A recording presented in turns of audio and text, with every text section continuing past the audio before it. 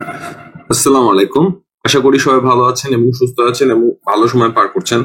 যদিও মার্কেটের কন্ডিশন খারাপ যাচ্ছে আমরাও জানি, এ, এবং সবাই মার্কেটের ব্যাপারে খুবই আশাহত। আহ, বিষয়টা মানে বোঝা যাচ্ছে, কিন্তু অ্যাজ অ্যান ইনভেস্টর আপনাকে কষ্ট করে হলেও শেয়ার ধরে রাখতে হবে।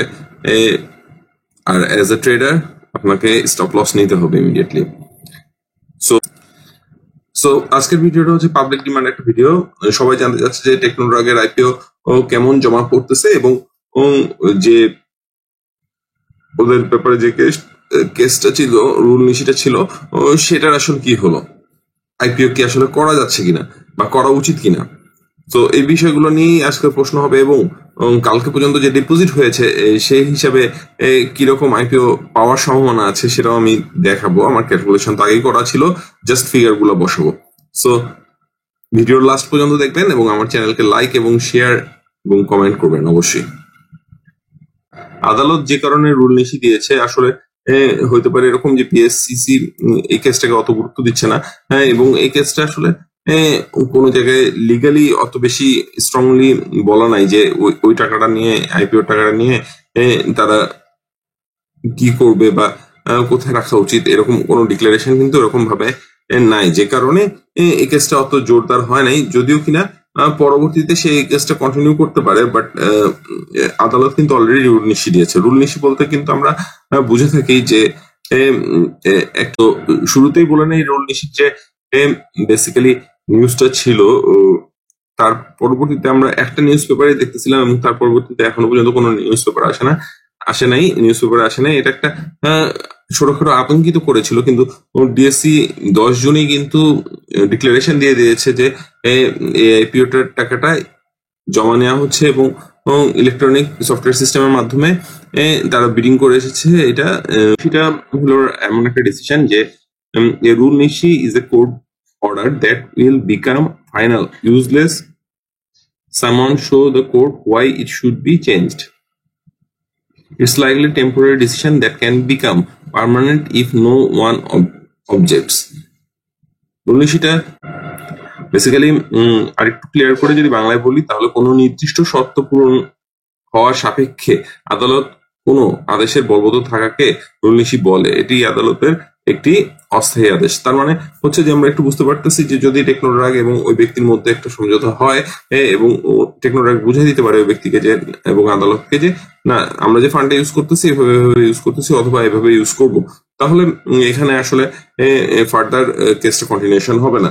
সুতরাং এখনো কিছুটা হলেও মানে দোদুল্যমান অবস্থায় আছে। তারপরও হোপ মানে বিএসইসি এবং টেকনোড্রাগ এবং ওই ব্যক্তির মধ্যে একটা সমঝোতা এখানে হয়ে যাবে, যেহেতু আইপিও ফান্ড এরকম তাদের অ্যাকাউন্টে রাখা হচ্ছে। বাট বিএসসি কিন্তু ওখানে ক্লিয়ার ডিক্লারেশন দিয়ে দিচ্ছে আইপিও ফান্ডটা কিন্তু বিএসসি এর একটা বিও অ্যাকাউন্টে জমা থাকবে।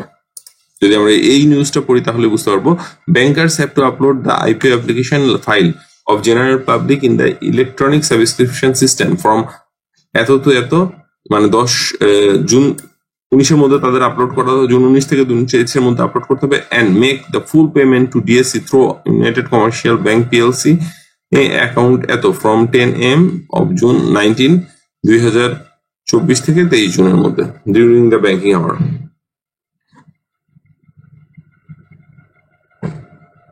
আচ্ছা, ইএসএস ইলেকট্রনিক সাবস্ক্রিপশন সিস্টেমের যে ওয়েবসাইটটা, এটাতে একটু আপনাদের দেখাই।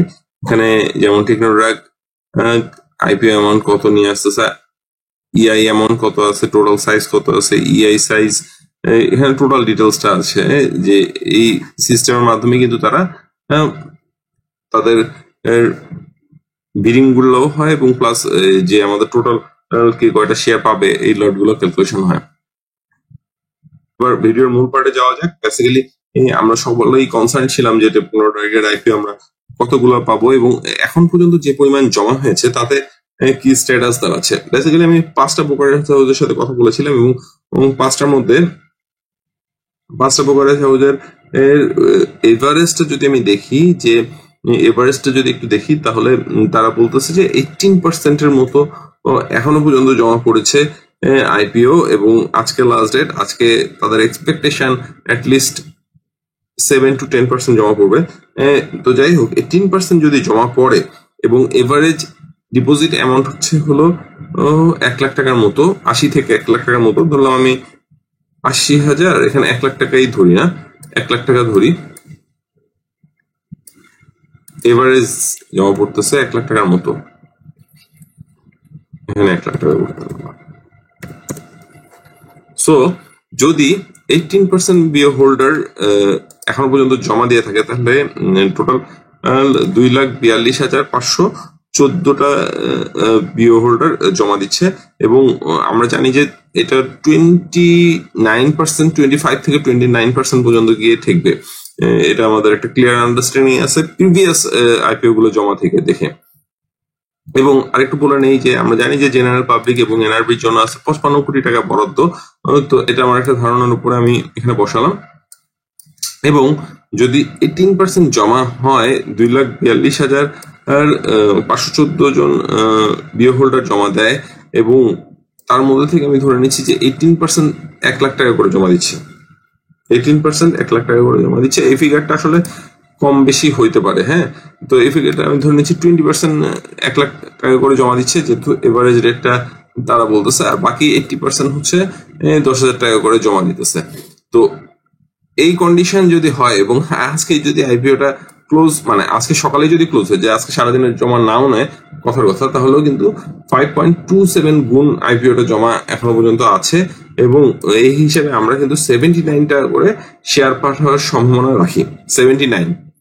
সো এখনো পর্যন্ত তো একটু ভালো দিকে দেখা যাচ্ছে। যে আমি আগের ভিডিওগুলোতে যেগুলো বলছিলাম যে কারেন্ট যে মার্কেটে একটা প্রেশার অলরেডি, ফান্ডের প্রেশার কোরবানি ঈদকে সামনে রেখে, এবং টেকনোর আগের ফার্স্ট দিনে যে নিউজটা হাইলাইটেড হয়েছে কিছুটা কয়েক জায়গায়, সবকিছু মিলায় একটু, এবং মার্কেটের যে কন্ডিশন, কারেন্ট মার্কেটের যে পড়ন্ত কন্ডিশন, সবকিছু মিলায় কিন্তু বিনিয়োগকারীর একটু বলতে গেলে ডিসিশন মেকিং এ খুব প্রেসারেই আছে।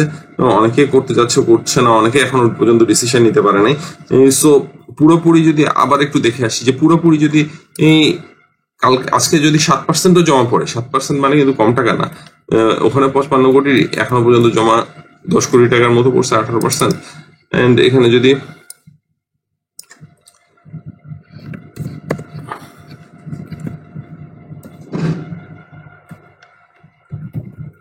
বাকি 45 কোটি টাকা যদি আজকে জমা পড়ে যায়, তাহলে কিন্তু হিউজ, হোপফুলি আজকে ভালো পরিমাণ একটা জমা পড়বে। এবং 28% পর্যন্ত যদি যায়, হ্যাঁ, 7.23 মাল্টিপ্লাই যদি জমা পড়ে, টোটাল বিও অ্যাকাউন্ট হোল্ডার যদি করে হলো প্রায় 3,77,244 জন, তাহলে কিন্তু আমাদের 58টা করে পাওয়ার সম্ভাবনা আছে। তো আগে যেটা আমরা বলতেছিলাম 35 থেকে 40টা শেয়ার, এখনো পর্যন্ত কিন্তু 50টা শেয়ারের কাছাকাছি পাওয়ার সম্ভাবনা আমরা দেখতে পাচ্ছি।